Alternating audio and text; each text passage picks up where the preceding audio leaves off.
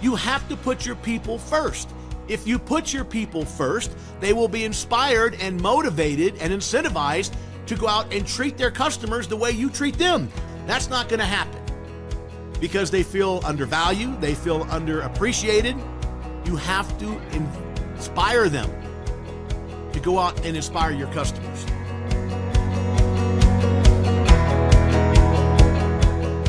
Today I want to talk about recruiting people, service technicians, comfort advisors, really anybody in your company. And I want to talk about some things conceptually, what you're trying to do.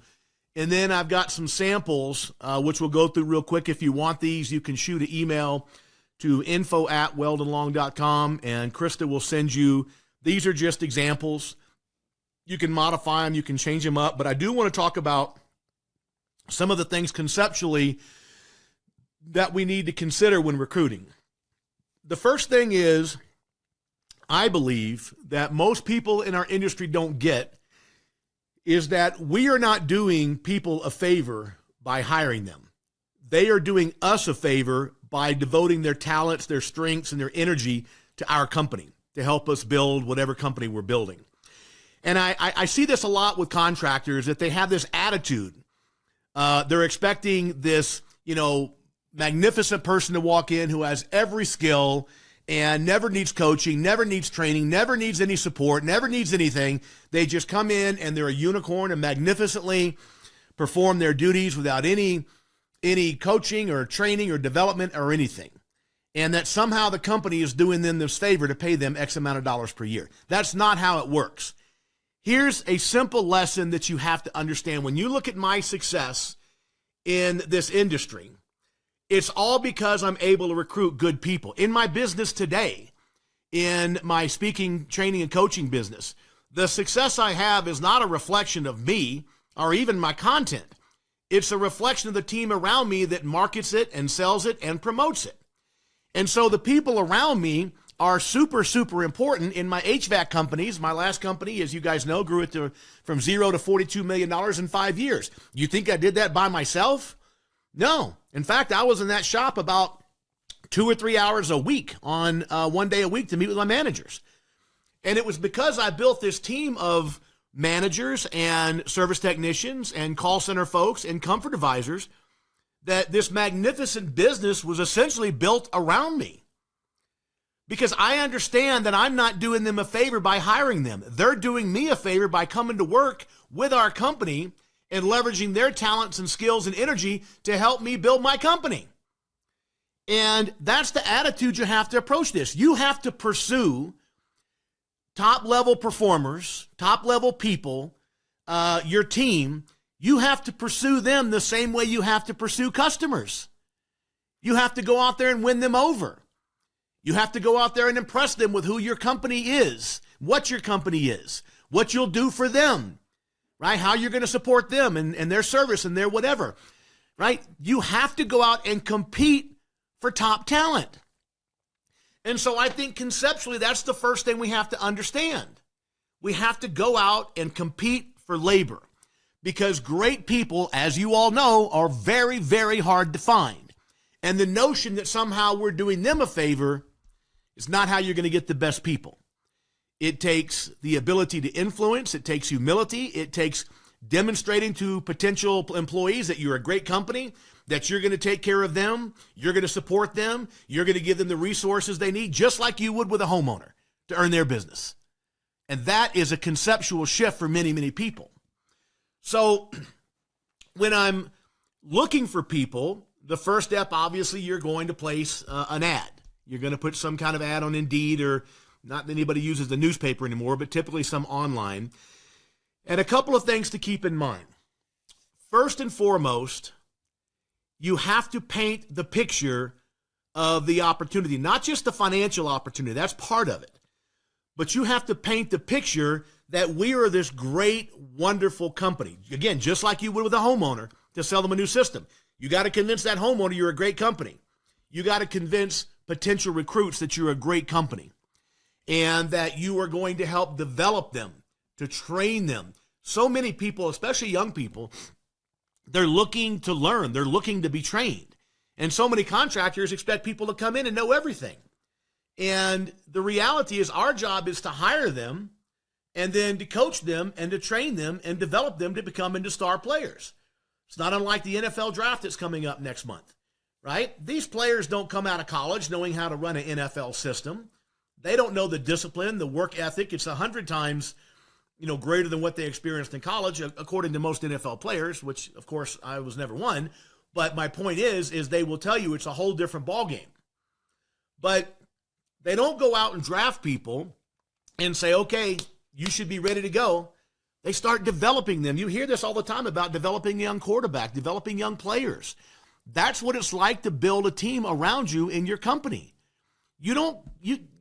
Every now and then you'll find somebody who maybe can do their job, but even those people need reminding. The day that you can bring somebody in and that you can say, hey, this is your job, here's how you do it, and you only have to tell them one time and they do it for the rest of their time with your company without being coached, right? When that day comes, we don't need managers and owners. So you have to develop people. Whenever I have a manager that comes to me and says, well, so-and-so did this and so did that, and they just won't do their job and they keep screwing up, my first question is, how much training and coaching have you given them along those topics?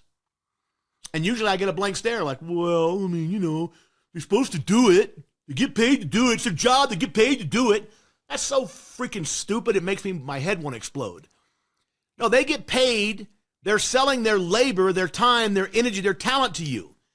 Your job is to develop it and coach it and make it valuable to you. It's a whole mindset shift. There's a great book written by a guy named, I think it was Carl Sewell. The last name was Sewell. He was a big-time car dealer guy in Texas, I think around the Dallas area, probably all over Texas, one of the most successful car dealers in the country. He's old school. He's probably gone now. But he wrote a book probably 30 years ago called The Customer Comes Second. Now, if the customer comes second, by the way, I highly recommend that book. Who do you think comes first? Your people. You have to put your people first. If you put your people first, they will be inspired and motivated and incentivized to go out and treat their customers the way you treat them. But if you treat them like and expect them to go out there and magically perform this amazing service and just blow the socks off your homeowners, that's not going to happen because they feel undervalued, they feel underappreciated. You have to inspire them to go out and inspire your customers. But sometimes I just wonder if people realize their responsibility in recruiting people. And you have to put your people first. And you have to understand they're doing you a favor to come leverage their talents and skills and energy and effort to help you build your company, your dream. That's a pretty powerful sacrifice people make to do that, Right? They come to work for you to help you build your dream. Now, yeah, they're well compensated, and yes, that's their job. If you just want them to go out there and grind it out and make you a living, then knock yourself out. Go hire them, work them like rented mules, and fire them when you're done with them, right? That's a mindset too. Probably not the most successful one. Certainly hasn't been my mindset, hasn't been the reason I've built successful companies. You have to value the people. So I want to talk a little bit about recruiting from ads that you place, because that's what's kind of the genesis of this conversation. Couple of things to remember. If, number one, people are always looking for the financial opportunity, so you totally want to include that. You need to let them know if it's a comfort advisor position, it's $100,000, $150,000 first year, legitimate opportunity. And use that word legitimate in your ads, because it is. A lot of people say that. This legitimately is. Think about this for a second. If you give a comfort advisor 2 leads a day, which is average, that's 10 a week, that's 500 a year. Right? Even if they're not very experienced, even if they're not very talented, if they went out and dropped off 500 bids, the likelihood is they're going to close about 30%. Why is that? Well, it's basic probability. Most homeowners get 3 bids. They choose one of them. If yours is one of those 3, then precisely you have a 1 in 3 chance, a 33 1/3% chance of being chosen. So a trained monkey can drop off 500 bids, and they're probably going to get 150 deals out of it, 30%. Now, the average ticket in our industry, even the low average, is $15,000. A better average is closer to 18 to 20 these days. But even at $15,000, which is a really low average ticket, At 150, that's $2.2 million in sales. And by the way, don't come bragging to me with a $2 million year. That's basically what you did. You dropped off 500 bids, 150 people called you back out of dumb luck, and you got the jobs, $2.2 million. What's the average commission in this industry? About 8%, anywhere from 6 to 10%, but let's just take 8%. 8% of $2.2 million is about $175,000, $180,000. That's legitimate first-year opportunity in this industry. Now, if you don't have 500 leads, you need to adjust that. But if you have 300 leads a year, go back and look at your historical data, and if you're tracking the like you ought to be, you should know exactly how many leads you're in, including the ones that you think didn't count because the homeowner was a jerk or couldn't get them financed. You got to count all the potential leads you had, even the so-called bad ones. And if that's 300, 30% of that is still 90 deals. 90 deals times 15,000 average ticket is going to be about 135, 140, or 1.3, 1.4 million dollars.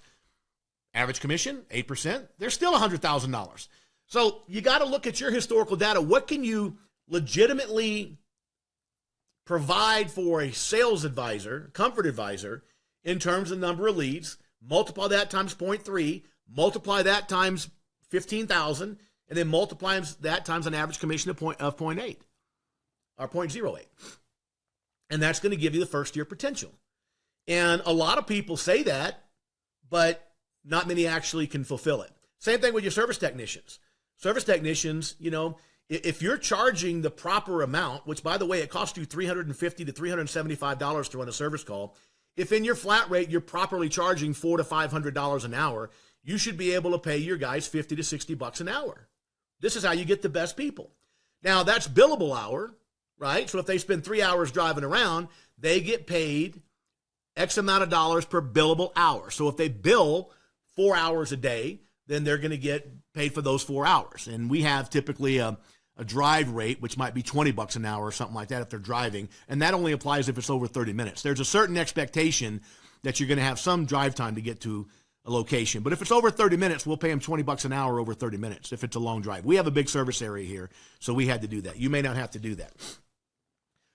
But the reason that people are underpaying their service technicians and everybody else is because they're not charging enough. They don't have enough freaking money to pay them. So I strongly encourage you to get to one of Gary Ellick's pricing classes. In fact, I'm not sure when the next one is, but you learn how to price your goods and services so you can A, cover your overhead, B, make a profit, and C, pay your people what they're worth. If you're going to try to be the cheap guy, then you're going to get people, because you can only afford to pay the minimum, whatever that is. You have to compete for people the same way you compete for customers. So when you're running an ad, you need to make sure and include the realistic income first year potential. So if I was running an ad for a comfort advisor, in my world, they're going to get 500 leads, maybe 400 the first year. I'm going to say legitimate $150K first year opportunity and 300 plus 2 to 3 years in. They need to know the opportunity. Service technicians, whatever the number is, 75 to 100 grand a year. Now, this expects that they're going to go out and they're going to turn a lot of leads and they're going to sell some accessories. That's our system. But if you run our system and you run the calls we give you, that's what you're going to make. And we have many making more, right? The best tech turn leads, the best tech turn technicians are earning another $50,000 a year just on their great tech turn leads they're sending to the sales department. The other thing to remember, especially if you're recruiting a comfort advisor, which is how this conversation started, you got to let them know in the ad that you run X amount of set qualified appointments per day. Because in every sales industry other than ours, for the most part, salespeople have to prospect. They have to go out and knock on doors or outbound phone calls, whatever, to find prospects. In our industry, what do? We hand them 2 leads a day. Or if it's 7 a week, 8 a week, whatever it is, we hand them preset qualified appointments every week. And then we've been invited into the home because the homeowner wants to buy a new HVAC system, which happens to be what we sell. That's a great opportunity for a salesperson, any professional salesperson, from the mortgage industry, real estate, from the car business. I've hired waiters and waitresses from restaurants. Anybody else in sales is out there hustling to get leads. we give them leads. We give them sits. We give them service appointments. We give them sales calls. So it's a great opportunity. You definitely want to highlight that. You need to highlight the fact that you're going to give them the best training in the country. And I can promise you, if it's a comfort advisor or service tech on the communication side, between our online stuff and our car barn events, they're going to get the best communication sales training in the country, period. That's what people want. They hate getting a job and the boss says, here, go sell this with no training. People want to know what to do to be the very best. Not like, show up and do your job or get fired. If you can't meet this standard, don't bother calling me. I see something like that. I mean, I'm not out job hunting exactly these days, but I'm just telling you, it's a huge turnoff.